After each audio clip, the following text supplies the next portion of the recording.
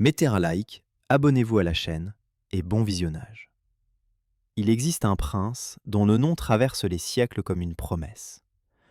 Un homme qui régnait quand les épées parlaient plus fort que les traités, quand les forteresses brûlaient sous les torches des nomades, quand chaque hiver pouvait être le dernier pour un peuple entier. Pourtant, cet homme choisit les mots plutôt que le faire. Il écrivit des lettres quand d'autres levaient des armées. Il proposa la paix quand la vengeance semblait évidente. Son nom était Vladimir Monomaque, prince de Kiev, petit-fils d'un empereur byzantin, héritier d'une tradition qui remontait au premier baptême slave. Mais pourquoi un guerrier expérimenté, un commandant victorieux, un homme qui connaissait le poids d'une épée et le goût du sang, décida-t-il soudain que la diplomatie valait mieux que la conquête ? Pourquoi un souverain puissant passa-t-il ses dernières années à rédiger des conseils pour ses fils plutôt qu'à agrandir ses terres ? Qu'est-ce qui poussa cet homme à devenir le symbole même de la sagesse politique dans un monde de violence permanente ? Avant Vladimir, avant même sa naissance, la Russe de Kiev vivait dans une tension constante. Les princes se battaient pour des villes, pour des trônes, pour l'honneur ou simplement par habitude. Les Koumanes, ces cavaliers des steppes, déferlaient régulièrement sur les frontières, brûlant les récoltes, capturant des esclaves, disparaissant dans l'immensité des plaines avant qu'aucune armée ne puisse les rattraper. Les églises en bois s'élevaient partout, témoins d'une foi encore jeune, encore ardente, tandis que les vieilles croyances païennes survivaient dans les forêts et les villages reculés. Le commerce suivait les fleuves, le Dniepr surtout, cette artère vitale qui reliait la Baltique à la mer Noire, les fourrures du Nord aux soieries de Byzance. Novgorod au nord, avec ses marchands audacieux et ses assemblées populaires bruyantes. Kiev au centre, capitale brillante mais fragile, dont les coupoles dorées attiraient autant les pèlerins que les pillards. Et partout, dans les principautés qui s'étendaient comme une mosaïque complexe, des princes qui se disaient frères, mais qui n'hésitaient pas à s'entretuer pour un titre ou une ville. C'était un monde où la force comptait davantage que le droit, où la parole donnée valait moins qu'une garnison bien armée, où chaque alliance pouvait se briser au premier changement de fortune. Vladimir naquit en 1053, dans ce contexte de guerre permanente et de christianisme balbutiant. Son père, Vsevolod, était prince de Péréaslav, une ville constamment menacée par les raids nomades. Sa mère, une princesse byzantine dont on ne connaît même pas le nom avec certitude, lui transmit un héritage précieux. Le lien avec Constantinople, cette ville splendide qui incarnait la civilisation, la culture, la vraie foi orthodoxe. Dès l'enfance, Vladimir apprit le grec, les textes sacrés, l'art de la rhétorique byzantine. Mais il apprit aussi à monter à cheval, à tirer à l'arc, à commander des hommes. Car dans la Russe de Kiev, un prince qui ne savait pas se battre était un prince mort. Son grand-père maternel était l'empereur Constantin Monomaque, et ce nom prestigieux fut ajouté au sien, marquant son appartenance à deux mondes. Le monde slave des princes guerriers et le monde byzantin des empereurs cultivés. Cette double identité façonna toute sa vie. Il n'était pas seulement un chef de guerre, il était aussi un diplomate, un lettré, un homme capable de citer les psaumes aussi facilement que de lancer une charge de cavalerie. Les premières leçons de Vladimir furent violentes. À 15 ans, il accompagna son père dans une campagne contre les Koumanes. Il vit les villages brûlés, les corps abandonnés sur les routes, les femmes capturées disparaître vers les marchés d'esclaves de Crimée. Il comprit que les steppes n'offraient aucune pitié, que les nomades ne respectaient que la force, et encore. Il apprit aussi que chaque victoire coûtait cher, que chaque guerre affaiblissait les principautés slaves, les rendait vulnérables face à des ennemis toujours plus nombreux. Car les Koumanes n'étaient qu'un problème parmi d'autres. Les princes eux-mêmes se déchiraient. Son oncle Iziaslav régnait à Kiev, mais d'autres oncles, d'autres cousins contestaient sa légitimité, levaient des armées, former des alliances avec les Polonais ou les Hongrois. La Russe de Kiev ressemblait à un puzzle dont les pièces refusaient de s'emboîter. Chaque prince avait ses ambitions, ses rancœurs, ses prétentions héréditaires. Et dans ce chaos, les plus faibles payaient toujours le prix. Les paysans qui voyaient leurs récoltes détruites, les artisans dont les ateliers partaient en fumée, les moines dont les monastères servaient de cible facile aux pillards. Vladimir grandit donc au milieu de cette violence ordinaire. Mais quelque chose en lui résistait à l'idée que la guerre était inévitable.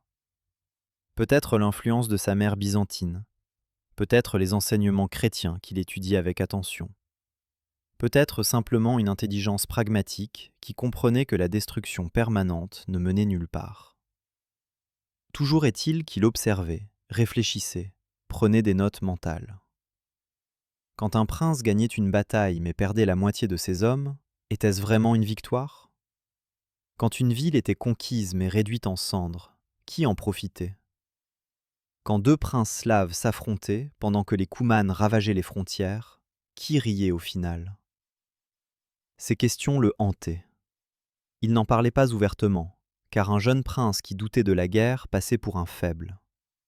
Mais elle travaillait son esprit, lentement, patiemment, comme une graine qui germe sous la neige. En 1073, son père Vsévolod devint grand prince de Kiev. Vladimir avait 20 ans. Il reçut Smolensk, une ville importante sur la route commerciale vers le nord. Là, il gouverna pour la première fois seul, responsable de milliers de vies, de l'économie locale, de la défense face aux menaces extérieures. Et là, il commença à mettre en pratique ses idées. Au lieu de simplement lever des impôts et entretenir une armée, il s'intéressait à la justice. Il écoutait les plaintes des marchands, réglait les disputes entre boyards, veillait à ce que les récoltes soient stockées pour l'hiver. Il n'était pas un prince distant et hautain. Il montait à cheval dans les villages, inspectait les fortifications, parlait avec les soldats ordinaires, les paysans, les prêtres. Cette proximité lui donnait une compréhension concrète des réalités. Les gens voulaient la paix, des récoltes abondantes, la sécurité pour leurs enfants. Personne ne rêvait de gloire militaire. Les chansons de geste étaient belles à écouter le soir près du feu. Mais le matin, chacun préférait retrouver sa maison intacte plutôt qu'un champ de bataille héroïque. Pendant ce temps, les conflits entre princes continuaient. En 1078, une guerre éclata entre différentes branches de la famille Riurikidé. Vladimir se retrouva forcé de choisir un camp. Son père Vsévolod était menacé. Des cousins ambitieux voulaient Kiev. Les alliances se formaient et se défaisaient comme des châteaux de sable face à la marée. Vladimir leva ses troupes, marcha vers Kiev, combattit loyalement aux côtés de son père. Mais chaque bataille le confirmait dans sa conviction. Ces guerres fratricides étaient absurdes. Elles ne résolvaient rien. Un prince chassé revenait quelques années plus tard. Un trône conquis était à nouveau contesté. Le cycle ne s'arrêtait jamais. Et pendant ce temps, les Koumanes observaient, attendaient, frappaient quand les princes slaves étaient occupés à s'entretuer. C'est alors que Vladimir commença à comprendre quelque chose d'essentiel. Le pouvoir ne venait pas seulement de la force militaire. Il venait de la légitimité, du respect, de la capacité à construire des consensus. Un prince qui régnait par la terreur devait constamment surveiller ses arrières. Un prince qui régnait par le consentement pouvait dormir tranquille. Mais comment obtenir ce consentement dans un monde où la trahison était monnaie courante ? Comment convaincre des hommes habitués à la violence qu'il existait une autre voie ? Vladimir n'avait pas encore toutes les réponses, mais il sentait qu'elles se trouvaient quelque part dans l'équilibre entre la force et la parole, entre l'épée et le parchemin. En 1080, son père mourut. Vladimir aurait pu prétendre au trône de Kiev. Il était l'aîné des fils de Vsévolod, un guerrier respecté, un administrateur compétent. Mais Kiev revenait selon la tradition à l'oncle suivant dans la lignée, Sviatopolk. Vladimir accepta cette décision. Pas par faiblesse, mais par calcul politique. Contester aurait provoqué une nouvelle guerre civile. Accepter lui donnait du crédit, montrer qu'il respectait les règles, même quand elles ne l'avantageaient pas. Il reçut Tchernigov, une ville riche et puissante, et Pereyaslav, la principauté de son enfance. Ce double domaine faisait de lui l'un des princes les plus influents de la Russe. Mais il n'était pas le grand prince. Pas encore. Et peut-être était-ce mieux ainsi, car gouverner sans le titre suprême lui donnait une liberté d'action. Il pouvait expérimenter, développer ses idées, construire son modèle de gouvernement sans porter le poids des attentes symboliques liées à Kiev. À Tchernigov, Vladimir établit sa cour. Il s'entoura de conseillers compétents, de prêtres érudits, de vieux guerriers expérimentés. Il fit copier des manuscrits, traduire des textes byzantins, constituer une bibliothèque. Car pour lui, le savoir était une arme aussi efficace que l'épée. Un prince ignorant était à la merci de ses conseillers. Un prince cultivé pouvait juger par lui-même, prendre des décisions informées, anticiper les conséquences de ses actes. Il lisait les chroniques, étudiait l'histoire des conflits passés, cherchait à comprendre pourquoi certaines paix avaient tenu et d'autres s'étaient effondrées. Il correspondait avec des évêques, des moines, des marchands grecs qui apportaient des nouvelles de Constantinople. Et il écrivait lui-même des lettres, des notes, des réflexions qu'il destinait à ses fils, mais aussi à lui-même, comme un moyen de clarifier sa pensée. Mais la réalité ne lui laissait aucun répit. Les Coumans multipliaient les raids. En 1085, ils attaquèrent Pereyaslav. Vladimir rassembla ses forces, les poursuivit dans les steppes. La bataille fut sanglante. Il gagna, mais au prix de lourdes pertes. Et les Coumans revinrent l'année suivante. Et l'année d'après. C'était comme essayer de vider un océan avec une cuillère. Chaque victoire n'était qu'un répit temporaire. Car les steppes étaient inépuisables, peuplées de tribus nomades qui se succédaient depuis des siècles. Scythes, Sarmates, Huns, Avars, Khazars, Petchénègues, Koumans. Les noms changeaient, mais le danger restait le même. Et Vladimir comprit qu'il fallait une autre stratégie. On ne pouvait pas vaincre les steppes par la force. Mais peut-être pouvait-on négocier, diviser les tribus, en allier certaines contre d'autres. C'était une idée dangereuse, car les alliés d'aujourd'hui pouvaient devenir les ennemis de demain.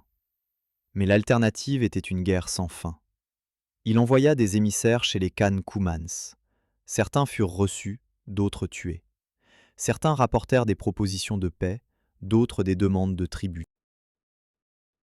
Vladimir apprenait patiemment la diplomatie des steppes, cette langue complexe, faite de cadeaux, de mariages, de serments qui n'engageaient que ceux qui y croyaient. Il maria l'une de ses filles à un Khan Kouman, scellant une alliance temporaire. Il paya des tributs quand c'était nécessaire, considérant cela comme un investissement plutôt qu'une humiliation. Et il frappa durement quand la diplomatie échouait, pour montrer qu'il n'était pas faible, que la paix ne signifiait pas la soumission.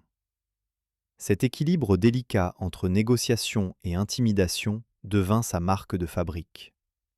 Ses ennemis ne savaient jamais s'ils allaient recevoir une lettre ou une armée. Cette incertitude elle-même était une arme. Pendant ce temps, Sviatopolk régnait à Kiev, mais son autorité était contestée. Il n'avait ni le charisme ni l'intelligence politique nécessaires pour unir les princes. Les conflits se multipliaient. Certains princes faisaient appel aux Koumans pour attaquer d'autres princes slaves. C'était le comble de l'absurdité. Payer des nomades pour tuer ses propres cousins. Vladimir observait ce chaos avec une inquiétude croissante. Il voyait la Russe se déchirer, s'affaiblir, devenir une proie facile pour n'importe quel envahisseur organisé. Et il décida d'agir. Non pas en prenant le pouvoir par la force, mais en proposant une solution. En 1097, il convoqua un congrès des princes à Ljubeć. L'idée était simple, mais révolutionnaire. Que tous les princes se réunissent, discutent de leurs différends, établissent des règles communes. Que la parole remplace l'épée, au moins temporairement. Le congrès de Ljubeć fut un moment charnière. Des princes qui se détestaient s'assirent autour d'une même table. Certains vinrent avec méfiance, d'autres avec cynisme. Mais tous vinrent. Car Vladimir avait réussi à convaincre chacun qu'il avait plus à gagner d'un accord que d'une guerre. Les discussions durèrent des jours. On débattit des frontières, des héritages, des alliances face aux Coumans. On rédigea des accords, on prêta des serments sur les évangiles. Et finalement, on conclut un pacte. Chaque prince conserverait sa principauté héréditaire sans chercher à conquérir celle des autres. Les conflits seraient réglés par la négociation. Et tous s'allieraient contre les nomades. C'était un rêve magnifique. Mais comme tous les rêves, il était fragile. Car quelques mois plus tard, le pacte fut brisé. Un prince ambitieux profita d'un prétexte pour attaquer son voisin.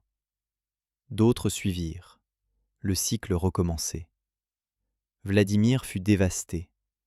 Il avait cru qu'un accord suffisait. Il découvrit que les mots sans conséquence étaient vides, qu'un serment sans punition pour ceux qui le violaient n'était qu'un murmure dans le vent. Il comprit alors qu'il fallait non seulement des accords, mais aussi des institutions, des mécanismes pour les faire respecter. Un système où les princes auraient intérêt à coopérer, où la trahison coûterait plus cher que la loyauté. Mais construire un tel système dans un monde de violence demandait du temps, de la patience, et surtout un exemple vivant. Il décida de devenir cet exemple. Dans sa principauté, Vladimir imposa une justice stricte. Les boyards qui abusaient de leur pouvoir étaient punis. Les marchands qui trichaient perdaient leur licence. Les juges corrompus étaient révoqués. Ils ne cherchaient pas à être aimés, mais à être respectés. Et lentement, sa réputation grandit. On disait que dans les terres de Vladimir, un paysan pouvait se plaindre contre un boyard et être entendu. Que les routes étaient sûres, les contrats honorés, les églises protégées. D'autres princes se moquaient de lui, le traitaient de naïf.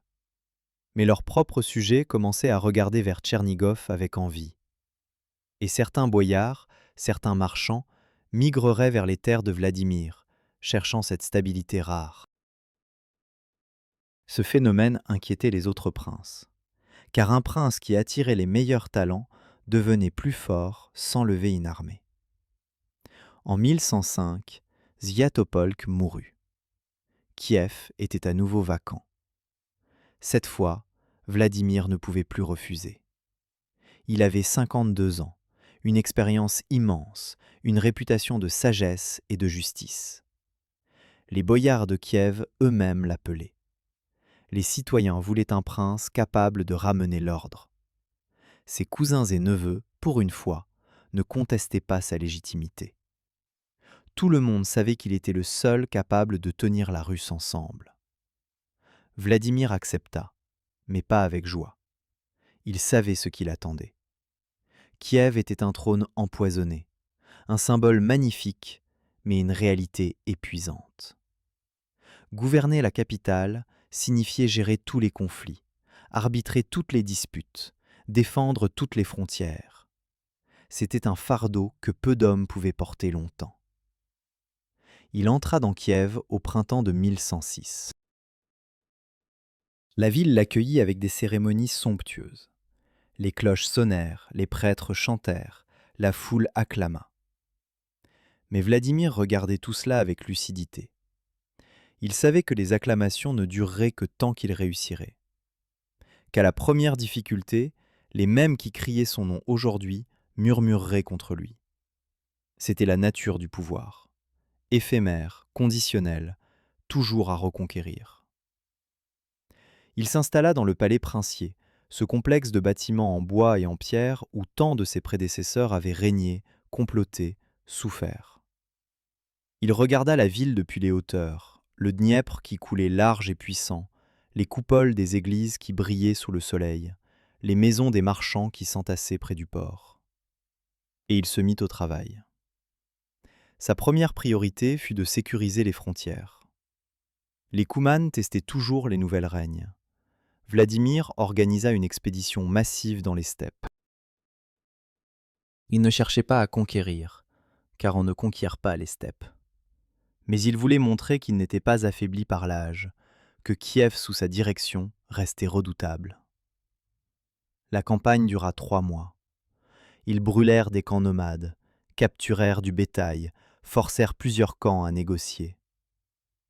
Quand il revint à Kiev, Vladimir avait obtenu une paix temporaire. Pas définitive, jamais définitive avec les nomades, mais suffisamment stable pour permettre autre chose.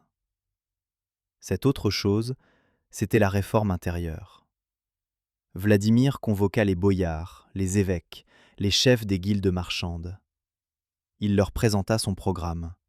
Renforcer les lois, unifier les poids et mesures, protéger les routes commerciales, soutenir l'Église, construire des écoles. Certains boyards grognèrent. Les réformes coûtaient de l'argent, limitaient leur pouvoir arbitraire. Mais Vladimir ne céda pas. Il utilisa son autorité morale, rappela ses années de gouvernement réussi à Tchernigov, promit que la prospérité profiterait à tous. Et il joua habilement sur les divisions entre boyards, s'alliant avec certains contre d'autres, distribuant des charges et des privilèges de manière stratégique. C'était de la politique dans sa forme la plus pure, l'art de transformer des intérêts contradictoires en actions collectives. Mais ce qui distinguait vraiment Vladimir, ce n'était pas seulement sa politique intérieure. C'était sa vision de la Russe comme une entité unie. Il ne se contentait pas de régner sur Kiev. Il voulait que toutes les principautés slaves se considèrent comme partie d'un même ensemble, liées par la foi orthodoxe, la langue commune, l'histoire partagée. Il envoyait des lettres aux autres princes, pas des ordres, mais des conseils, des rappels à l'unité. Il organisait des mariages entre différentes branches familiales, tissant un réseau de liens qui rendait les guerres fratricides plus difficiles. Il promouvait le culte des saints communs, comme Boris et Gleb, ces princes martyrs dont l'histoire rappelait les dangers de la division. Et il utilisait l'Église comme institution unificatrice, soutenant les monastères, finançant les chroniqueurs qui écrivaient une histoire collective de la Russe. Cette stratégie culturelle était peut-être son héritage le plus durable. Car les armées finissent toujours par se dissoudre, les frontières par changer, les traités par être oubliés. Mais une identité partagée, une mémoire commune, une langue et une foi qui lient les gens au-delà des divisions politiques, cela traverse les siècles. Vladimir comprenait qu'il construisait quelque chose de plus profond qu'un royaume. Il construisait une civilisation. Et pour cela, il avait besoin d'écrivains, de moines, d'artistes, d'architectes. Il invita des maîtres grecs pour décorer les églises. Il fit copier les manuscrits byzantins dans les scriptoriums des monastères. Il encouragea les chroniqueurs à noter les événements, créant ainsi une mémoire écrite qui survivrait aux aléas du temps. En 1113, Vladimir tomba gravement malade. Pendant des semaines, il sembla sur le point de mourir. Toute la Russe retint son souffle, car chacun savait ce que sa mort signifierait. Un retour au chaos, aux guerres de succession, aux invasions nomades. Les princes commencèrent à se positionner, à former des alliances préventives, à rassembler des troupes. Mais Vladimir survécut. Il émergea de sa maladie plus faible physiquement, mais déterminé à utiliser le temps qui lui restait. Car il avait vu de près le visage de la mort et compris que son œuvre était inachevée. Il devait laisser quelque chose derrière lui. pas seulement un royaume stable, mais des principes, des idées, des instructions qui guideraient ses successeurs. C'est dans ce contexte qu'il commença à écrire ce qui deviendrait son testament spirituel, l'instruction aux enfants. Ce texte remarquable n'était pas un traité politique abstrait. C'était un message personnel, rédigé dans une langue simple et directe, où Vladimir partageait son expérience, ses regrets, ses espoirs. Il racontait ses campagnes militaires, non pour se vanter, mais pour montrer les réalités de la guerre. Il décrivait ses efforts diplomatiques, expliquant pourquoi la paix valait mieux que la victoire. Il donnait des conseils pratiques sur la gouvernance, écouter les plaintes, rendre la justice équitablement, ne pas abuser du pouvoir. Il parlait de foi, mais sans bigoterie, avec une spiritualité profonde et personnelle. Et surtout, il insistait sur la responsabilité du prince envers son peuple. Un prince n'était pas un tyran qui prenait ce qu'il voulait. C'était un serviteur, chargé de protéger les faibles, de maintenir l'ordre, de garantir la prospérité. L'instruction reflétait aussi une humilité rare chez les princes médiévaux. Vladimir reconnaissait ses erreurs, admettait ses limites, se présentait non comme un héros infaillible, mais comme un homme qui avait essayé de faire de son mieux dans des circonstances difficiles. Cette honnêteté donnait au texte une force particulière, car les conseils d'un homme parfait sont intimidants, inapplicables. Mais les conseils d'un homme imparfait, qui a néanmoins réussi à accomplir de grandes choses, cela résonne. Cela donne de l'espoir. Cela montre que la sagesse n'est pas réservée aux saints, qu'elle est accessible à quiconque accepte de réfléchir, d'apprendre, de se remettre en question. Dans l'instruction, Vladimir racontait ses chasses. Il avait chassé toute sa vie, comme tous les princes. Mais il en parlait avec une conscience aiguë des dangers, des moments où il avait frôlé la mort. Un sanglier qui chargeait, un ours qui se dressait, un cheval qui trébuchait au bord d'un précipice. Ces anecdotes n'étaient pas là pour impressionner. Elles servaient à illustrer une leçon. La vie est fragile. La mort peut venir à tout moment. Donc chaque jour doit être utilisé à bon escient. Un prince qui gaspillait son temps en frivolité trahissait sa charge. Il devait être constamment actif, vigilant, responsable. Non par ambition personnelle, mais par devoir envers ceux qui dépendaient de lui. Il parlait aussi de ses lectures. Il citait les psaumes, les livres de sagesse, les chroniques byzantines. Pour Vladimir, l'éducation n'était pas un luxe réservé aux moines. C'était une nécessité pour quiconque voulait gouverner justement. Un prince ignorant jugé selon ses préjugés. Un prince cultivé jugé selon les principes, selon la loi, selon la raison.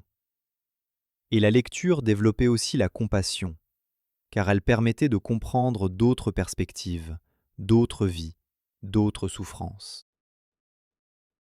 Vladimir insistait pour que ses fils apprennent à lire, à écrire, à réfléchir par eux-mêmes. Dans un monde où la plupart des nobles étaient analphabètes, fiers de leur ignorance, cette insistance sur l'éducation était presque révolutionnaire. Il abordait la question de la guerre avec une lucidité désabusée. Oui, parfois la guerre était nécessaire. Parfois, il fallait défendre les frontières, punir les traîtres, protéger les innocents. Mais la guerre ne devait jamais être le premier recours. Avant de lever une armée, un prince devait essayer tous les autres moyens. La négociation, la médiation, les concessions raisonnables. Car chaque guerre, même victorieuse, laissait des cicatrices. Des hommes morts qui ne reviendraient jamais. Des champs brûlés qui prendraient des années à redevenir fertiles. Des haines qui se transmettraient de génération en génération. Un prince sage comptait ses coups avant de décider. Et s'il choisissait quand même la guerre, il le faisait le cœur lourd, conscient du poids de sa décision. Vladimir parlait également de la justice quotidienne. Il racontait comment, chaque matin, il tenait audience, écoutant les plaintes des citoyens. Certaines affaires étaient triviales, des disputes de voisinage, des dettes impayées, des accusations de vol. Mais pour ceux qui venaient devant lui, ces affaires n'étaient pas triviales. C'était leur vie, leur gagne-pain, leur honneur. Et Vladimir insistait pour que chaque plainte soit écoutée avec attention, que chaque jugement soit rendu équitablement, sans favoritisme. Car si le peuple ne faisait pas confiance à la justice du prince, il se tournerait vers la vengeance privée, les feux, le chaos. La justice était le ciment qui tenait la société ensemble. Sans elle, même l'armée la plus puissante ne pouvait maintenir l'ordre. Il abordait aussi la question de la richesse. Un prince devait être riche, certes, pour maintenir son rang, financer son armée, construire des églises. Mais la richesse ne devait pas être une fin en soi. Vladimir mettait en garde contre l'avidité, cette maladie qui rongeait tant de princes. Un prince avide taxait trop lourdement son peuple, provoquant des révoltes. Un prince avide thésaurisait au lieu d'investir dans les infrastructures, les écoles, les hôpitaux. Un prince avide perdait le respect de ses sujets, car tous voyaient qu'il ne se souciait que de lui-même. La vraie richesse d'un prince, disait Vladimir, se mesurait à la prospérité de son peuple, pas à la taille de son trésor personnel. Et puis, il y avait les passages sur la foi. Vladimir était profondément croyant, mais sa foi n'était pas celle d'un fanatique. Il ne parlait pas de croisade ou de conversion forcée. Il parlait de la prière comme d'une discipline personnelle, d'un moyen de se rappeler sa propre fragilité, sa dépendance envers quelque chose de plus grand que soi. Il encourageait la charité, non comme un geste ostentatoire, mais comme un devoir quotidien. Nourrir les affamés, vêtir les pauvres, visiter les malades. Ces actes n'étaient pas des moyens d'acheter le salut, mais des expressions naturelles de la compassion. Et Vladimir insistait sur le fait qu'un prince devait être un exemple de vertu. Car si le prince mentait, volait, tuait sans raison, comment pouvait-il exiger l'honnêteté et la justice de ses sujets ? La moralité commençait au sommet et descendait ensuite. L'instruction se terminait par un appel poignant à l'unité. Vladimir suppliait ses fils, et à travers eux tous les princes de la Russe, de ne pas se déchirer. Il rappelait que leurs vrais ennemis n'étaient pas entre eux, mais aux frontières. Les Koumanes, les Hongrois, les Polonais qui attendaient la moindre faiblesse pour attaquer. Il expliquait que chaque guerre civile était une victoire pour ses ennemis extérieurs. Et il demandait, presque implorait, que ses successeurs se souviennent des leçons du passé, des désastres causés par la division, des opportunités perdues à cause de l'ambition personnelle. C'était un message désespéré, car Vladimir savait que les mots ne suffiraient probablement pas. Mais il devait essayer. Il devait laisser ce témoignage, cet héritage moral, en espérant qu'au moins quelques-uns l'écouteraient. Le texte circula rapidement après sa mort. Des copies furent faites dans les monastères, lues publiquement lors de cérémonies, intégrées dans les chroniques. L'instruction devint un texte fondateur de la littérature slave, cité par les princes, les évêques, les éducateurs. Car elle répondait à un besoin profond. Dans un monde de violence et d'incertitude, elle offrait un modèle de gouvernance juste, de leadership responsable, de vie vécue avec intégrité. Elle montrait qu'il était possible d'être à la fois fort et bon, puissant et juste, prince et homme de foi. Cette synthèse était l'essence même de l'héritage de Vladimir. Mais revenons à sa vie. Pendant ses dernières années comme grand prince, Vladimir continua à gouverner avec la même énergie malgré son âge avancé. Il organisait des campagnes contre les Koumanes quand c'était nécessaire, mais privilégiait toujours la diplomatie. Il maintenait des contacts avec Byzance, cette source perpétuelle de culture et de légitimité. Il recevait des ambassadeurs, des marchands, des pèlerins venus de toute l'Europe orientale. Kiev, sous son règne, était redevenu un centre politique et culturel majeur. Les chroniqueurs byzantins parlaient de lui avec respect. Les princes européens cherchaient son alliance. Les marchands affluaient vers ces marchés. C'était une période de relative stabilité, un intermède précieux dans l'histoire chaotique de la Russe. Vladimir utilisait aussi son pouvoir pour renforcer l'Église. Il fondait des monastères, finançait la construction d'églises, soutenait les traductions de textes religieux. Mais son soutien à l'Église n'était pas aveugle. Il attendait des prêtres qu'ils soient exemplaires, qu'ils vivent selon les préceptes qu'ils prêchaient. Et il intervenait dans les nominations, s'assurant que les évêques étaient compétents, honnêtes, dévoués au bien commun plutôt qu'à leurs intérêts personnels. Cette ingérence dans les affaires ecclésiastiques n'était pas toujours bien reçue par le clergé, mais Vladimir tenait bon. Pour lui, l'Église et l'État devaient travailler ensemble, chacun soutenant l'autre, pour le bien du peuple. Il s'intéressait aussi aux aspects pratiques du gouvernement, les routes par exemple. Vladimir comprenait que sans route sûre, le commerce s'effondrait. Il organisait des patrouilles le long des principales voies commerciales, punissait sévèrement les bandits, construisait des ponts et des relais. Ces mesures semblaient banales comparées aux grandes batailles et aux traités diplomatiques, mais elles transformaient la vie quotidienne des gens. Un marchand qui pouvait voyager sans craindre pour sa vie investissait davantage. Un paysan qui pouvait vendre ses produits au marché de la ville prospérait. Et cette prospérité générait des taxes, qui finançaient l'armée, qui protégeaient les frontières.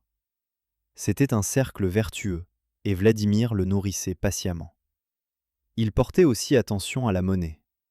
Avant lui, la Russe utilisait un mélange chaotique de pièces byzantines, arabes et même de fourrures comme monnaie d'échange.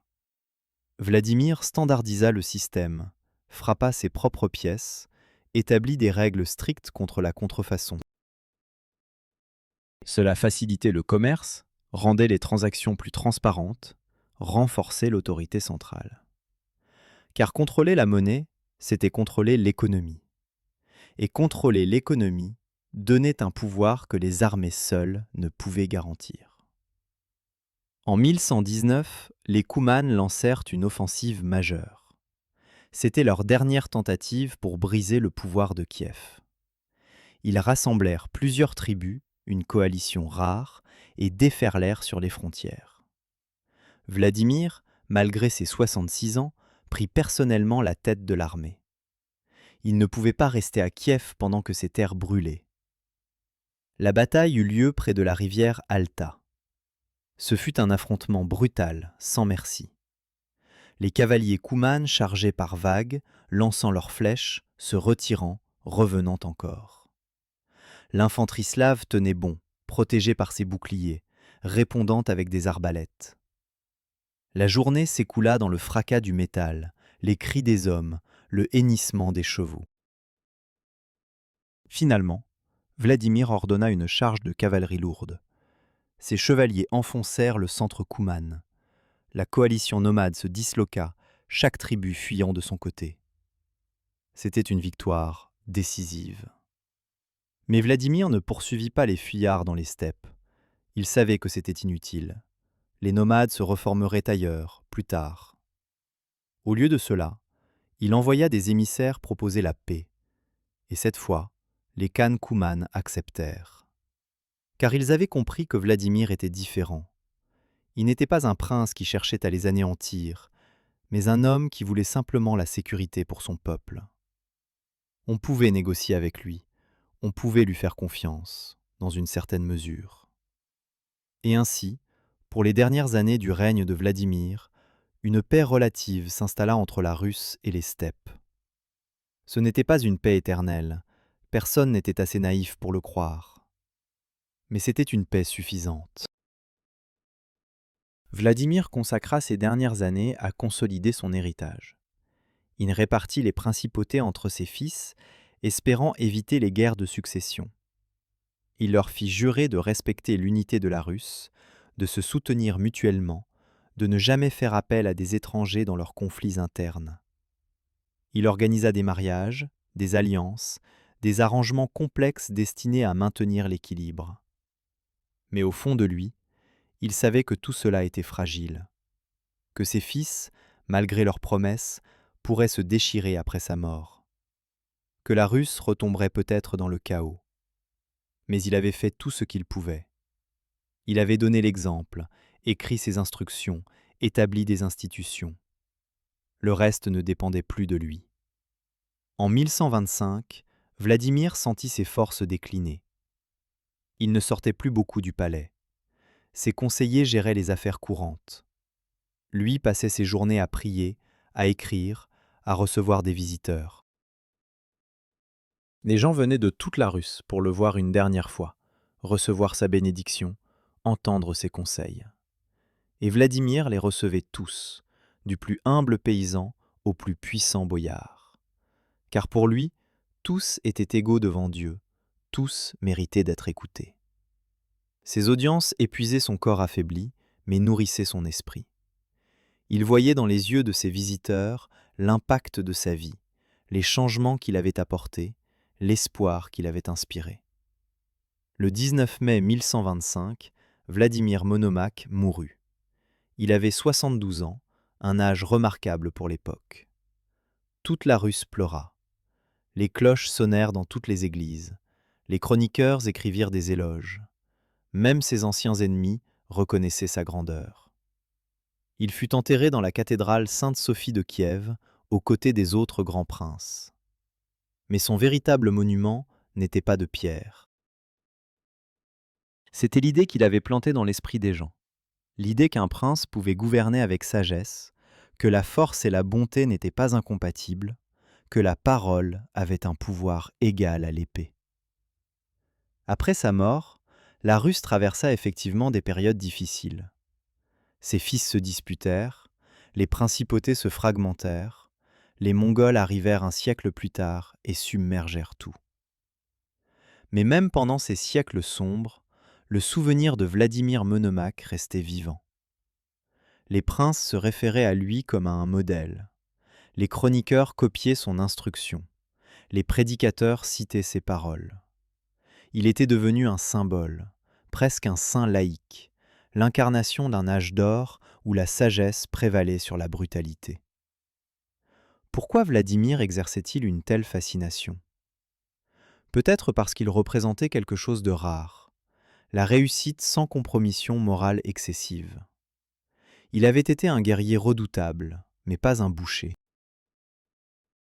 Un politicien habile, mais pas un traître. Un croyant sincère, mais pas un fanatique. Il avait trouvé cet équilibre délicat entre les exigences contradictoires du pouvoir. Et il avait prouvé que cet équilibre était possible, même dans un monde brutal. Cette démonstration donnait de l'espoir. Elle suggérait que la politique n'était pas nécessairement une affaire de cynisme et de violence, qu'il existait une voie médiane entre l'idéalisme naïf et le réalisme impitoyable. Son instruction, en particulier, traversa les siècles. Elle fut copiée, traduite, adaptée. Les éducateurs l'utilisaient pour former les jeunes princes. Les moines la lisaient comme un exemple de vie chrétienne appliquée au pouvoir temporel. Les humanistes de la Renaissance la découvrirent avec intérêt, y trouvant un précurseur des traités politiques européens. Car Vladimir avait écrit non pas un texte dogmatique, mais un guide pratique, plein de bon sens et d'expériences vécues. Il parlait de choses concrètes. Comment gérer une armée, comment rendre la justice, comment prier, comment chasser. Cette attention au quotidien donnait au texte une force particulière. Ce n'était pas une philosophie abstraite, mais une sagesse applicable. Certains historiens modernes ont critiqué Vladimir. Ils notent qu'il n'a pas vraiment unifié la Russe, que ses réformes n'ont pas survécu, que ses fils ont ignoré ses conseils. Il souligne que ces guerres contre les Coumanes, malgré quelques victoires, n'ont jamais résolu le problème fondamental. Il remarque que son règne, bien que relativement pacifique, n'a été qu'un intermède dans une histoire longue de conflits. Tout cela est vrai. Mais juger Vladimir uniquement sur ses réussites politiques concrètes, c'est passer à côté de l'essentiel. Car son impact le plus important n'était pas dans ce qu'il a accompli, mais dans ce qu'il a représenté. Il a montré un modèle différent de leadership, basé sur la sagesse plutôt que sur la force brute. Et ce modèle a survécu, inspirant des générations de dirigeants, même s'ils ne l'ont pas toujours suivi. On peut comparer Vladimir à d'autres figures historiques de son époque. En Europe occidentale, les rois et empereurs consolidaient leur pouvoir par la féodalité, les alliances matrimoniales et souvent une violence impitoyable.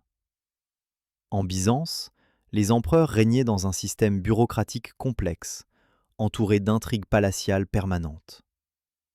Dans le monde islamique, les califes et sultans gouvernaient de vastes empires, souvent par la conquête militaire. Vladimir, lui, tentait quelque chose de différent. Construire une autorité morale plutôt que simplement administrative ou militaire. Il voulait que les princes lui obéissent non par peur, mais par respect. C'était une ambition extraordinairement difficile, presque impossible dans le contexte de son époque. Qu'il ait partiellement réussi est déjà remarquable. Sa relation avec Byzance mérite aussi d'être examinée. Constantinople était à l'époque la ville la plus sophistiquée d'Europe, le centre de la civilisation orthodoxe, le gardien de l'héritage romain. Vladimir, par sa mère, était lié à cette tradition. Il parlait grec, connaissait les textes byzantins, admirait l'art et l'architecture de l'Empire. Mais il n'était pas un simple imitateur. Il adaptait les modèles byzantins aux réalités slaves. Par exemple, l'idée du prince comme défenseur de la foi et garant de la justice venait de Byzance. Mais Vladimir y ajoutait une dimension plus personnelle, plus accessible. Les empereurs byzantins étaient des figures distantes, presque divines. Vladimir restait proche de son peuple, visible, humain.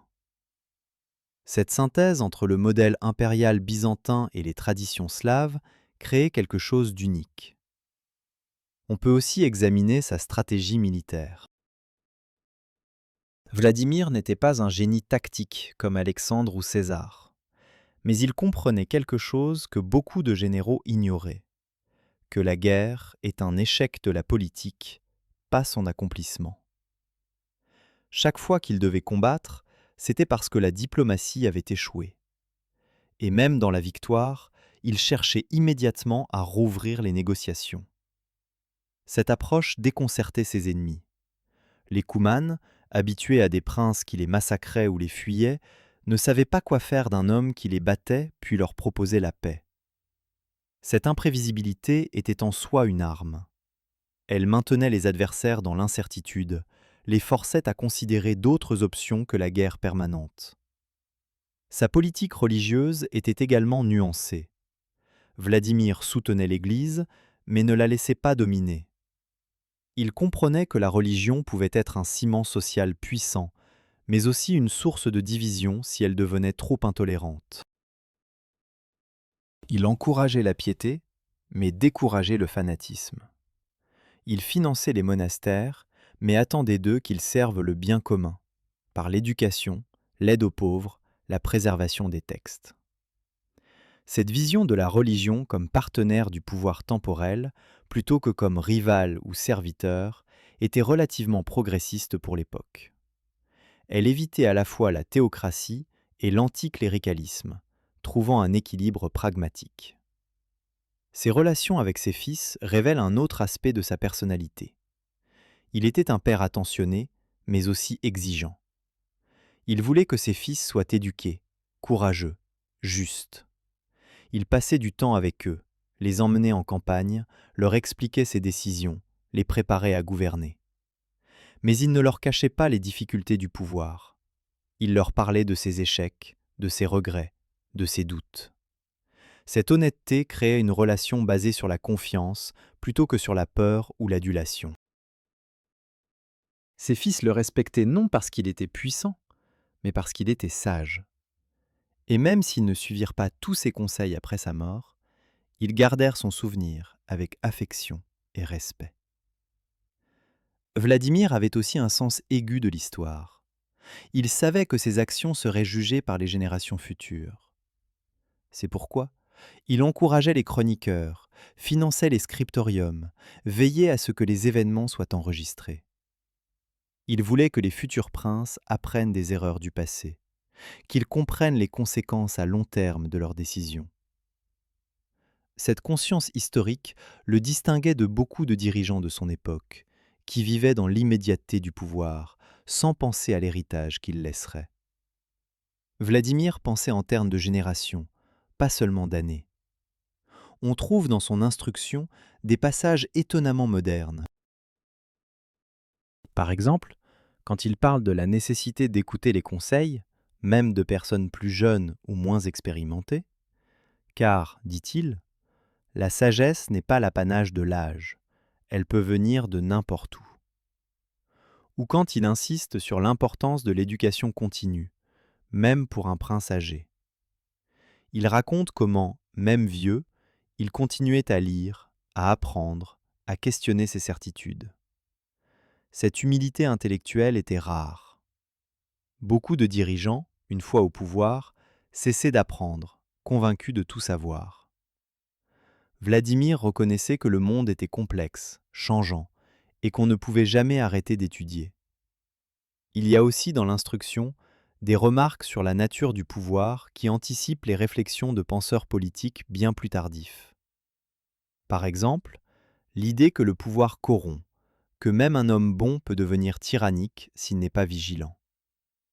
Vladimir se méfiait de lui-même autant que des autres. Il s'imposait des limites, des règles, des principes, précisément parce qu'il savait combien il était facile d'abuser du pouvoir. Cette autodiscipline était peut-être son trait de caractère le plus admirable. Car dans un monde où personne ne pouvait le forcer à être juste, il choisissait néanmoins la justice. Sa vision des relations entre peuples était également en avance sur son temps. Il ne considérait pas les nomades comme de simples barbares à exterminer. Il voyait en eux des sociétés avec leur propre logique, leurs propres valeurs. Certes, il les combattait quand ils menaçaient la Russe. Mais il était capable de négocier, de comprendre leurs motivations, de chercher des compromis. Cette capacité à voir l'humanité même chez l'ennemi le distinguait de la plupart de ses contemporains. Et elle rendait ses traités plus durables, car ils n'étaient pas basés sur l'humiliation, mais sur un respect mutuel, même limité. On peut aussi examiner l'impact économique de son règne. Sous Vladimir, le commerce prospéra. Les routes étaient plus sûres, les taxes plus prévisibles, les contrats mieux protégés. Les marchands byzantins, arméniens, juifs, allemands affluaient vers Kiev. La ville devint un carrefour commercial majeur, où se rencontraient les fourrures du Nord, les esclaves des steppes, les tissus de Byzance, l'ambre de la Baltique, les épices de l'Orient. Cette prospérité commerciale enrichissait non seulement le trésor princier, mais aussi les marchands locaux, les artisans, même les paysans qui vendaient leur surplus au marché. Vladimir comprenait qu'un prince ne pouvait être fort que si son peuple était prospère. La richesse n'était pas un jeu à somme nulle, où le gain de l'un était la perte de l'autre. En créant les conditions de la croissance économique, il enrichissait tout le monde. Ses projets de construction étaient également significatifs. Il fit reconstruire des églises, ériger des fortifications, paver des rues. Ces travaux n'étaient pas seulement symboliques. Ils fournissaient du travail aux artisans, stimulaient l'économie locale, amélioraient la qualité de vie. Une église n'était pas qu'un lieu de culte, c'était aussi un centre communautaire, un lieu d'éducation, un refuge en temps de danger. Une fortification protégeait les habitants, mais symbolisait aussi la permanence, la stabilité, l'engagement du prince envers sa ville. Vladimir utilisait l'architecture comme outil politique, pour ancrer son autorité dans la pierre et le bois. Il faut aussi mentionner son rôle dans le développement de la littérature slave. En encourageant les traductions, les copies de manuscrits, la rédaction de chroniques, Vladimir contribuait à créer une culture écrite en langue slave. Avant lui, la plupart des textes importants étaient en grec ou en latin. Sous son impulsion, le slavon devint une langue littéraire à part entière. Cette transformation permit à un public plus large d'accéder aux textes religieux, aux histoires, aux connaissances. Elle créait aussi un sentiment d'identité culturelle partagée. Les Slaves pouvaient désormais se dire « Nous avons notre propre littérature, notre propre tradition. Nous ne sommes pas de simples imitateurs de Byzance. » Son instruction elle-même est un chef-d'œuvre de cette littérature naissante. Écrite dans une langue simple mais élégante, elle combine des éléments byzantins et des tournures typiquement slaves. Elle utilise des images tirées de la vie quotidienne, la chasse, l'agriculture, les voyages. Elle cite les psaumes, mais aussi des proverbes populaires. C'est un texte hybride qui reflète la synthèse culturelle que Vladimir incarnait. Et stylistiquement, il est remarquable par sa sincérité. Ce n'est pas un texte officiel guindé, plein de formules creuses. C'est la voix d'un homme qui parle directement, intimement, presque comme s'il murmurait à l'oreille du lecteur. Vladimir avait aussi un sens de l'humour, visible dans certains passages de l'instruction. Il raconte des anecdotes où il apparaît maladroit, ridicule même. Par exemple, quand il tombe de cheval lors d'une chasse, ou quand il se trompe dans un jugement et doit reconnaître son erreur. Ces moments d'autodérision humanisent le texte. Ils montrent que Vladimir ne se prenait pas trop au sérieux, qu'il pouvait rire de lui-même. Cette qualité le rendait accessible, sympathique. Car un prince qui riait de ses propres erreurs était un prince avec qui on pouvait s'identifier. Sa conception de l'honneur mérite également attention. Pour beaucoup de nobles médiévaux, l'honneur était une question d'image, de réputation, de ne jamais montrer de faiblesse. Vladimir avait une vision différente. Pour lui, l'honneur consistait à faire ce qui était juste, même si c'était difficile, même si cela coûtait cher. Tenir sa parole quand c'était désavantageux. Reconnaître ses erreurs au lieu de les cacher. Traiter les gens équitablement, même quand on avait le pouvoir de les exploiter. Cette conception exigeante de l'honneur faisait de lui un homme digne de confiance. On savait qu'un accord avec Vladimir valait quelque chose, que sa parole ne serait pas trahie au premier changement de circonstances. Il y a un épisode, raconté dans les chroniques, qui illustre parfaitement son caractère. Un jour, un boyard fut accusé de trahison. Les preuves semblaient solides. La plupart des conseillers de Vladimir recommandaient l'exécution immédiate. Mais Vladimir insista pour interroger personnellement l'accusé. Il passa des heures à examiner les preuves, à poser des questions, à chercher des incohérences. Et il découvrit que l'accusation était montée de toutes pièces par des rivaux du boyard. L'innocent fut libéré, les vrais coupables punis. Cet épisode montre deux choses. D'abord, que Vladimir ne déléguait pas aveuglément la justice, qu'il vérifiait personnellement les affaires importantes. Ensuite, qu'il préférait risquer de passer pour faible en épargnant un coupable, plutôt que de risquer d'exécuter un innocent. Cette prudence judiciaire était rare à une époque où les exécutions sommaires étaient courantes. Sa relation avec le clergé était complexe. Il respectait profondément les hommes sincèrement religieux. Mais il se méfiait des opportunistes qui utilisaient l'habit monastique pour échapper à leurs responsabilités ou pour intriguer en sécurité. Il racontait dans l'instruction comment certains moines vivaient dans le luxe tandis que le peuple souffrait. Comment certains évêques intriguaient pour des charges politiques au lieu de se consacrer au salut des âmes. Il n'hésitait pas à critiquer ces abus, tout en soutenant fermement l'Église comme institution. Cette capacité à distinguer entre l'idéal et la réalité, entre la foi sincère et l'hypocrisie, montrait sa maturité spirituelle. Vladimir avait également des opinions sur l'éducation des femmes, surprenantes pour son époque. Il encourageait ses filles à apprendre à lire, à étudier les textes religieux.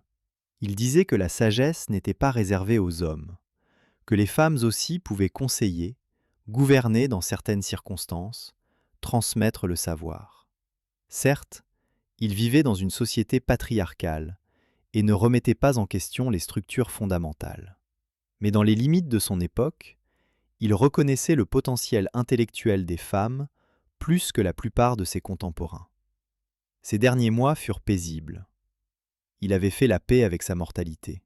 Il passait ses journées à prier, à recevoir des visiteurs, à mettre de l'ordre dans ses affaires.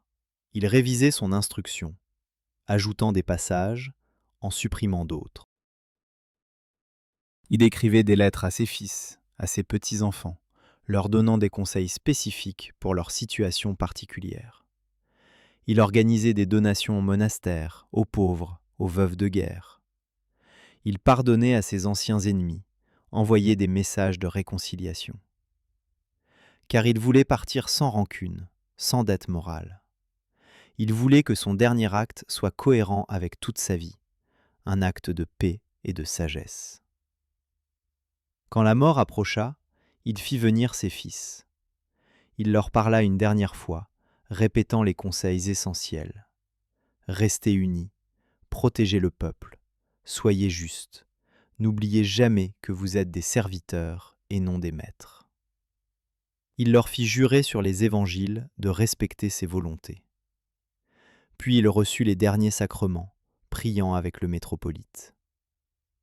Et il mourut paisiblement, entouré de sa famille, ayant vécu une vie longue et accomplie. Des chroniqueurs écrivirent que son visage dans la mort était serein, presque souriant, comme s'il avait vu quelque chose de beau au moment de partir. Les funérailles furent grandioses. Tout Kiev se rassembla. Les princes vinrent de toutes les principautés. Les évêques célébrèrent des messes solennelles. Le peuple pleura sincèrement, car il avait perdu un protecteur, un juge équitable, un père pour la nation. On enterra dans la cathédrale, et son tombeau devint un lieu de pèlerinage.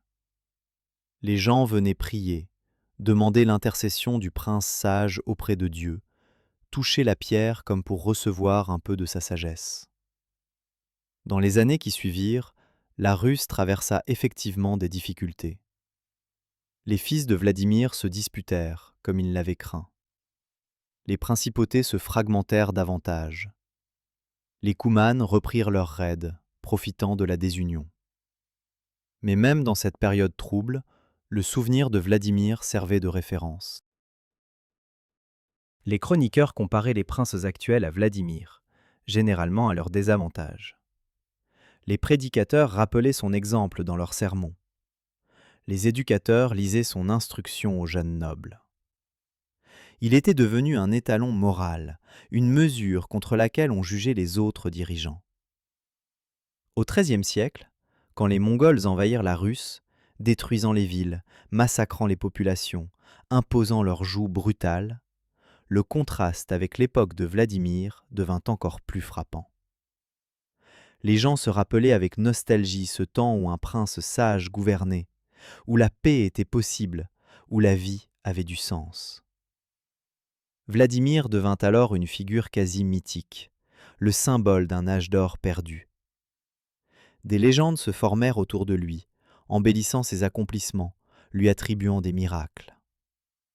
Ce processus de mythification, bien que déformant la réalité historique, témoignait de l'impact profond qu'il avait eu. Mais qui était vraiment Vladimir Monomaque ? Au-delà du mythe, au-delà des éloges des chroniqueurs, Quelle était la vérité de cet homme? Il était né prince, élevé dans le luxe relatif de la cour, formé aux arts de la guerre et de la gouvernance. Il n'avait rien d'un héros populaire surgissant de nulle part. Il était l'héritier d'une longue lignée, bénéficiant de tous les avantages de sa naissance. Mais il avait choisi de ne pas gaspiller ces avantages. Il aurait pu être un tyran, un despote, un prince violent et égoïste comme tant d'autres. Au lieu de cela, il décida d'être différent. Et cette décision, renouvelée chaque jour pendant des décennies, fit de lui un homme exceptionnel. Il n'était pas parfait. Il commit des erreurs, ordonna des exécutions, mena des guerres qui auraient peut-être pu être évitées. Il privilégia ses fils dans la distribution des terres, perpétuant ainsi le système dynastique qui causait tant de problèmes. Il ne transforma pas radicalement la société, ne libéra pas les serfs, ne démocratisa pas le pouvoir. Ces réformes restèrent limitées, prudentes, adaptées aux possibilités de son époque. Juger Vladimir avec les critères d'aujourd'hui serait injuste. Il faut le comprendre dans son contexte. Un monde brutal où la violence était la norme, où la compassion était vue comme une faiblesse, où la parole donnée valait peu. Dans ce contexte, ses accomplissements sont remarquables.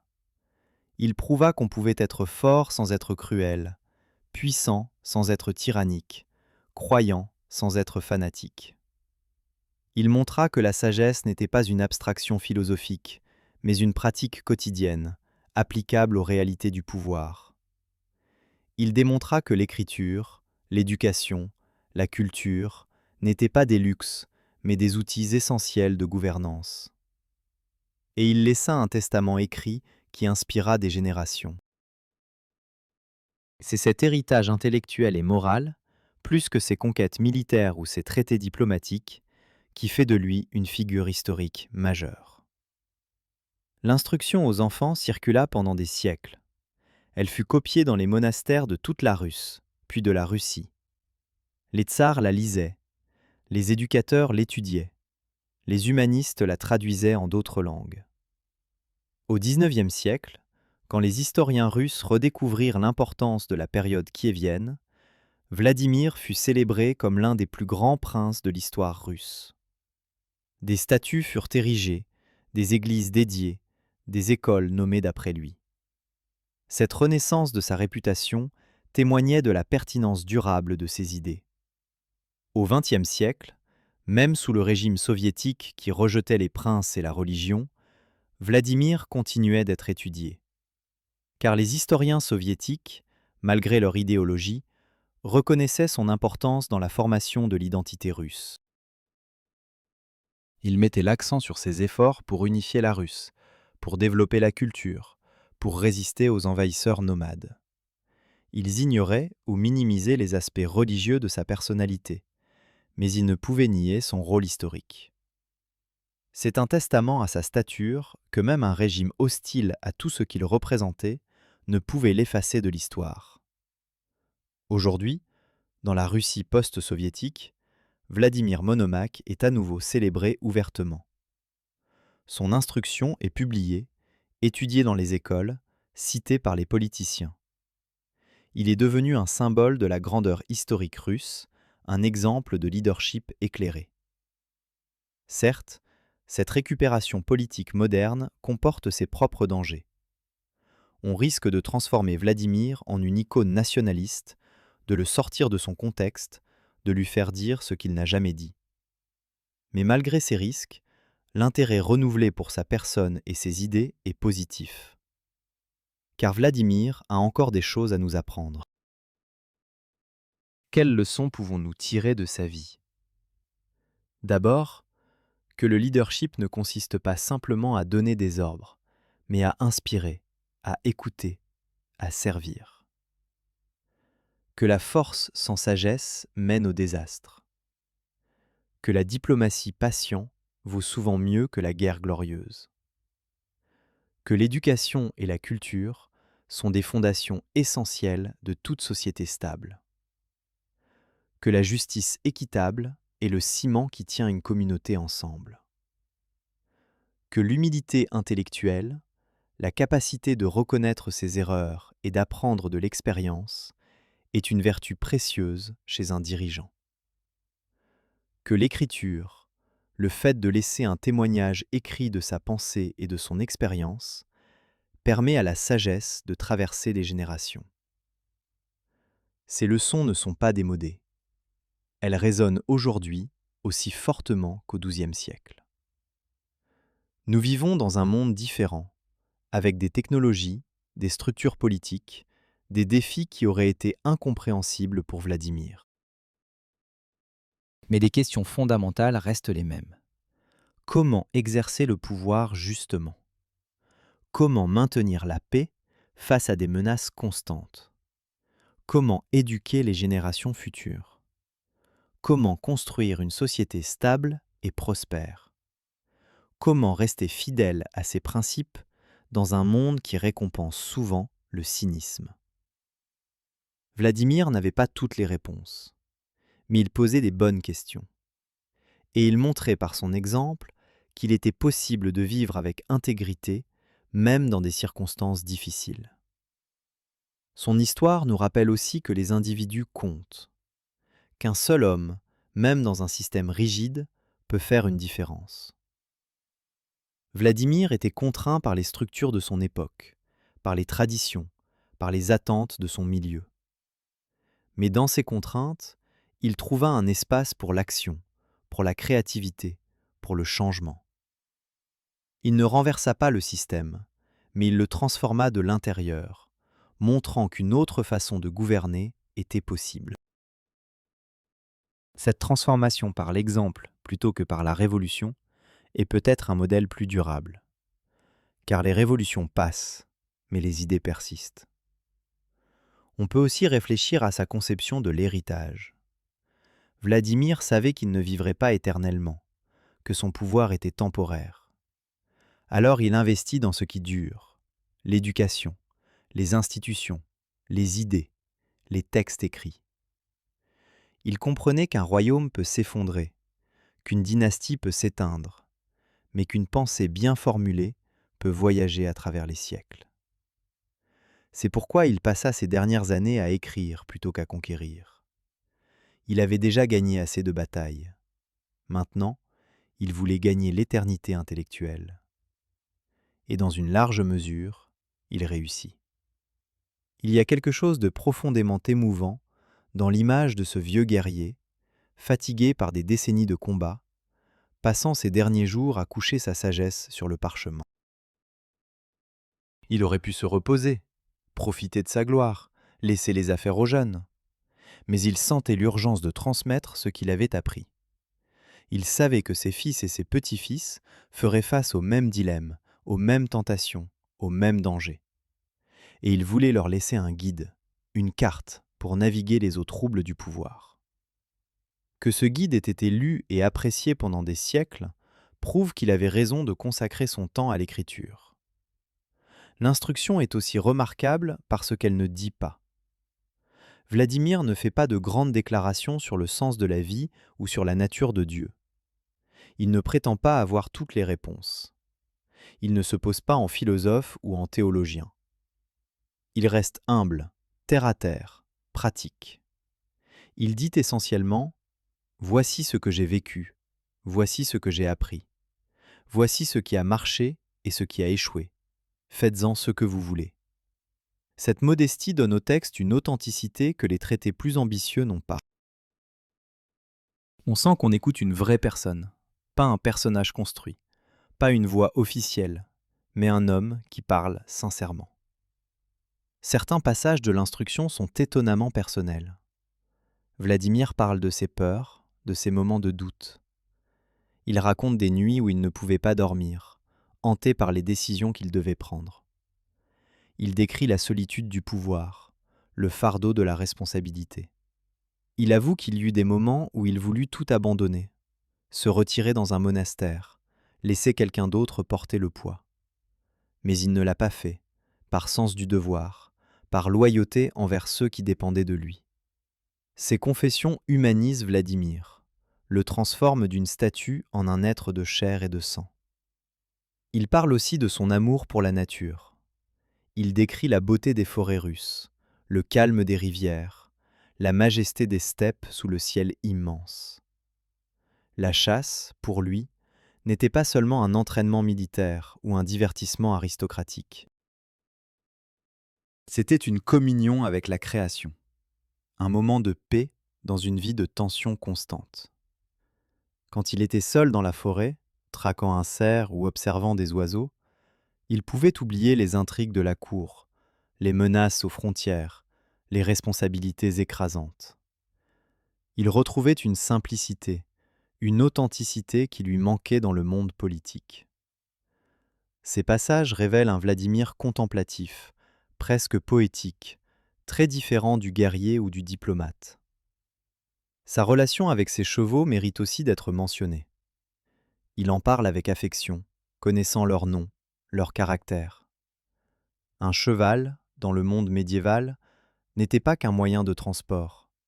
C'était un compagnon, parfois le seul en qui on pouvait avoir entière confiance. Vladimir raconte comment son cheval préféré l'avait sauvé lors d'une bataille, comment il avait pleuré quand cet animal était mort. Cette sensibilité, cette capacité à s'attacher même à des bêtes, montrait une profondeur émotionnelle rare chez les hommes de pouvoir. Il faut également considérer le contexte littéraire de l'instruction. Les Slaves de l'Est n'avaient pas une grande tradition d'écriture laïque à cette époque. Les textes étaient principalement religieux, traduction de la Bible, vie de saint, liturgie. Vladimir créait quelque chose de nouveau, un texte séculier mais moral, pratique mais inspirant, personnel mais universel. Il établissait un genre littéraire qui serait repris par d'autres, le testament princier, les conseils du souverain à ses successeurs. Après lui, d'autres princes essayèrent d'écrire des textes similaires, mais aucun n'atteignit la même authenticité, la même force. On peut aussi examiner l'influence de Vladimir sur l'art et l'architecture. Bien que nous ayons perdu la plupart des bâtiments de son époque, les descriptions et les vestiges archéologiques montrent qu'il fut un grand bâtisseur. Les églises qu'il fit construire combinaient des éléments byzantins et des traditions locales. Les icônes produites sous son patronage montrent une synthèse stylistique remarquable. Les manuscrits enluminés, copiés dans les scriptoriums qu'il finançait, sont des chefs-d'œuvre de l'art médiéval. Vladimir comprenait que l'art n'était pas une frivolité, mais un moyen d'exprimer et de renforcer l'identité culturelle, de glorifier Dieu, de laisser une trace durable.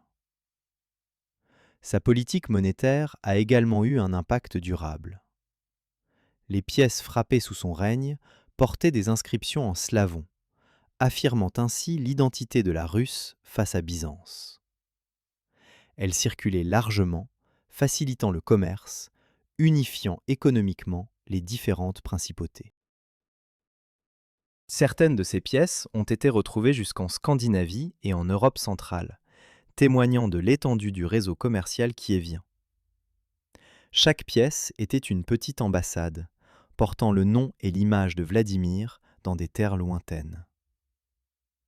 Il faut aussi mentionner son rôle dans le développement du droit. Bien qu'il n'ait pas rédigé un code de loi complet comme certains de ses contemporains occidentaux, Vladimir influença l'application du droit par ses jugements, ses principes, ses instructions aux juges. Il insistait sur des procédures équitables, sur le droit à être entendu, sur la proportionnalité des peines. Ces principes, bien qu'informels, créèrent une tradition juridique qui survécut à son règne. Les juges ultérieurs se référaient aux précédents établis par Vladimir, créant ainsi une forme de common law avant la lettre. Sa gestion des crises était aussi remarquable. Quand une famine frappa en 1115, Vladimir ouvrit les greniers princiers, distribua de la nourriture, organisa des travaux publics pour donner du travail aux affamés. Quand une épidémie se déclara l'année suivante, il fit venir des médecins de Byzance, isola les malades, fit brûler les maisons infectées. Ces mesures pragmatiques sauvèrent des milliers de vies. Elle montrait aussi que Vladimir considérait le bien-être de son peuple comme sa responsabilité directe, pas simplement comme un moyen de maintenir l'ordre. On peut également réfléchir à sa conception de l'identité. Vladimir était simultanément slave, byzantin par sa mère, chrétien orthodoxe, prince de la Russe. Il ne voyait aucune contradiction entre ces identités multiples. Au contraire, il les intégrait, créant une synthèse personnelle qui reflétait la complexité du monde dans lequel il vivait. Cette capacité à tenir ensemble des héritages différents, parfois contradictoires, est peut-être sa leçon la plus importante pour notre époque mondialisée, où les identités hybrides deviennent la norme plutôt que l'exception. Il y a aussi une dimension tragique dans sa vie. Malgré tous ses efforts, malgré sa sagesse et son dévouement, il ne put empêcher la désintégration de la Russe. Ses fils se battirent, les principautés se fragmentèrent, les Mongols arrivèrent. Son rêve d'unité s'effondra. On pourrait voir cela comme un échec. Mais peut-être est-ce une compréhension trop étroite du succès. Car même si ses accomplissements politiques furent éphémères, son héritage intellectuel et moral persista. Les idées survivent au royaume. Les mots résistent mieux que les pierres. Et dans ce sens, Vladimir réussit au-delà de ce qu'il aurait pu espérer. Il est fascinant de comparer Vladimir à d'autres figures historiques de son époque. En Europe occidentale, des rois comme Louis VI de France ou Henri Ier d'Angleterre consolidaient leur pouvoir, mais leur méthode était souvent brutale, leur vision limitée à l'agrandissement territorial. En Espagne, le Cid combattait les morts, mêlant héroïsme et opportunisme. Dans le monde islamique, les sultans seldjoukides construisaient un empire, mais par la conquête militaire. Vladimir se distinguait par sa priorité donnée à la sagesse sur la force, à la paix sur la conquête, à la légitimité morale sur le pouvoir brut. Il n'était pas le seul souverain de son temps à avoir ces valeurs, mais il était certainement l'un des rares à les appliquer aussi systématiquement. On peut aussi considérer l'influence qu'il eut sur ses contemporains. D'autres princes commencèrent à imiter son style de gouvernance. Des alliances diplomatiques remplacèrent certaines guerres. Des traités furent négociés plutôt que dictés. Ce changement ne dura pas longtemps après sa mort, mais il montra que l'exemple d'un seul homme pouvait modifier le comportement de toute une classe dirigeante. C'était une preuve du pouvoir du leadership moral, de la capacité d'un individu à changer les normes simplement en vivant différemment. Vladimir était également un fin psychologue. Il comprenait les motivations des gens, leurs peurs, leurs désirs, leurs faiblesses. Cette compréhension lui permettait de négocier efficacement, de désamorcer les conflits, de bâtir des alliances durables.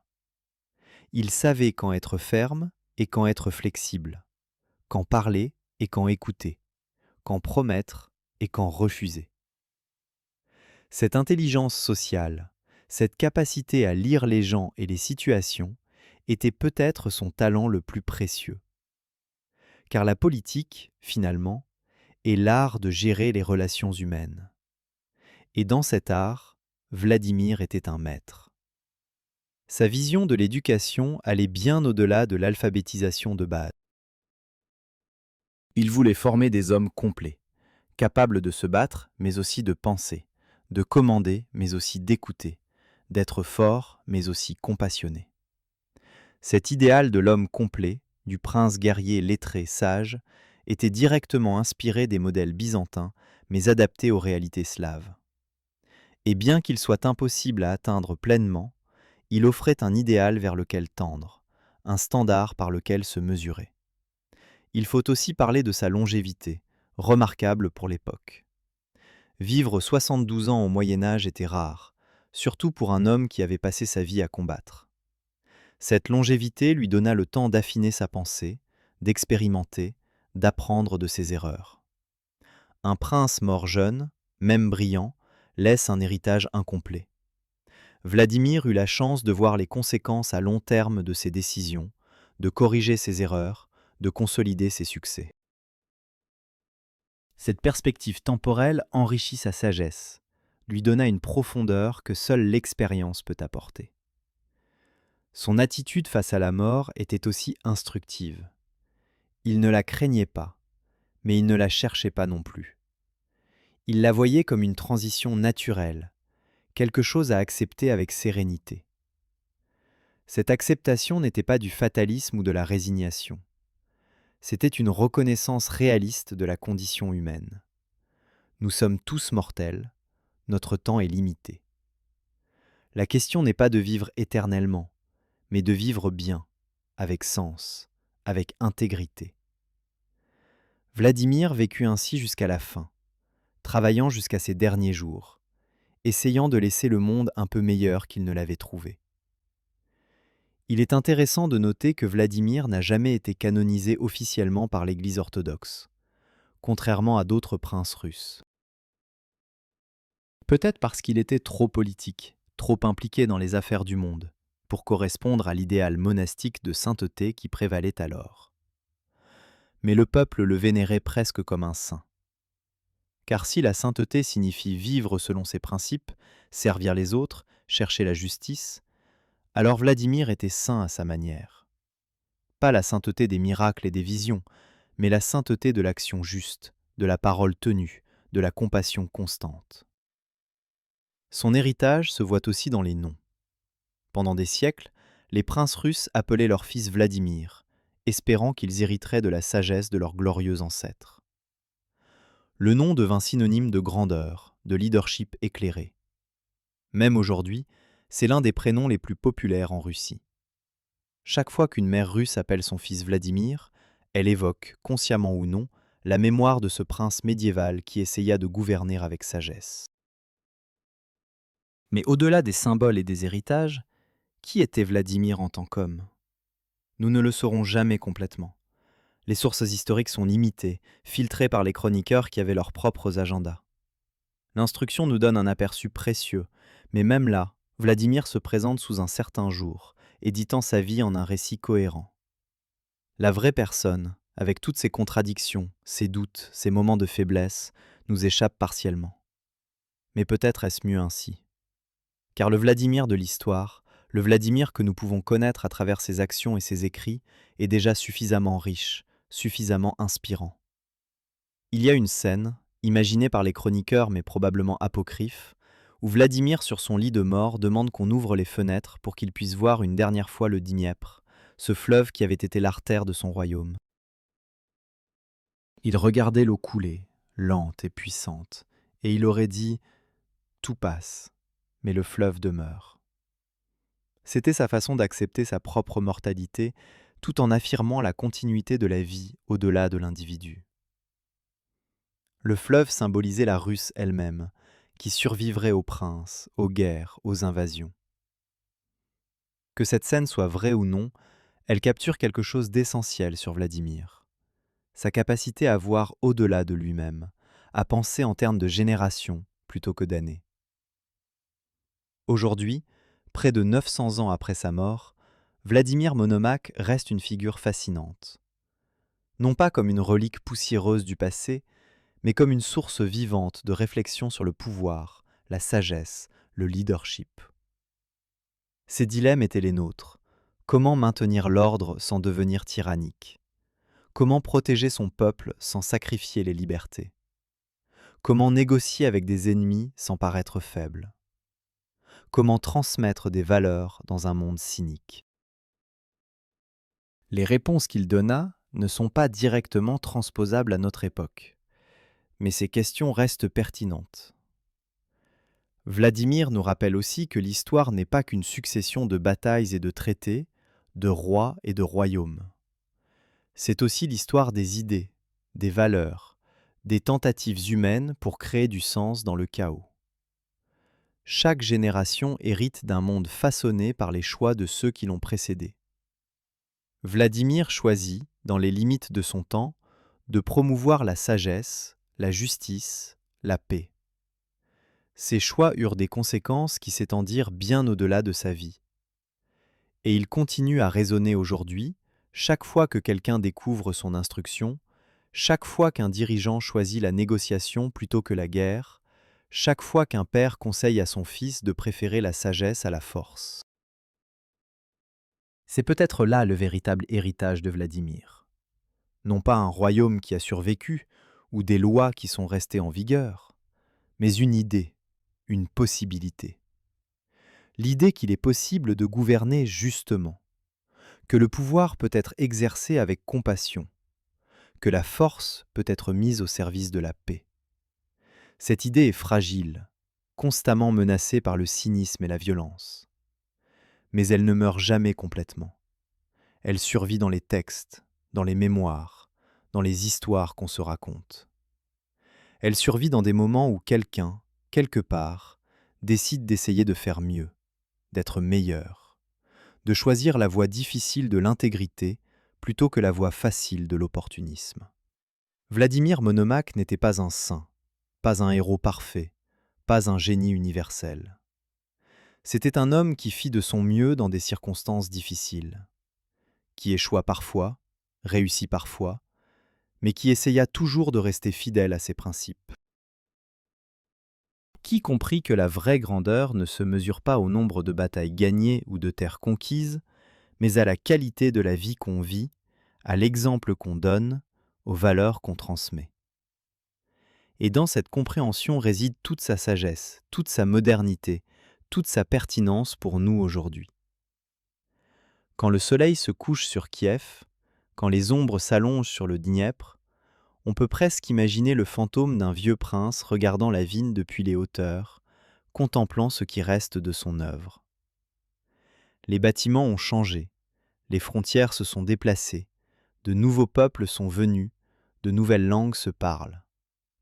Mais quelque part dans les archives, dans les monastères, dans les bibliothèques, son instruction demeure, attendant qu'une nouvelle génération la découvre, la lise, en tire des leçons. C'est l'immortalité qu'il recherchait. Pas celle de la pierre ou du bronze, mais celle du mot, de l'idée, de la sagesse transmise de main en main à travers les siècles. Et peut-être est-ce la plus grande leçon de sa vie, que les mots, choisis avec soin et prononcés avec sincérité, ont un pouvoir qui transcende le temps et l'espace. Qu'une idée juste peut survivre à tous les empires. Qu'un exemple de vie intègre peut inspirer longtemps après que la chair a disparu et que les os se sont transformés en poussière.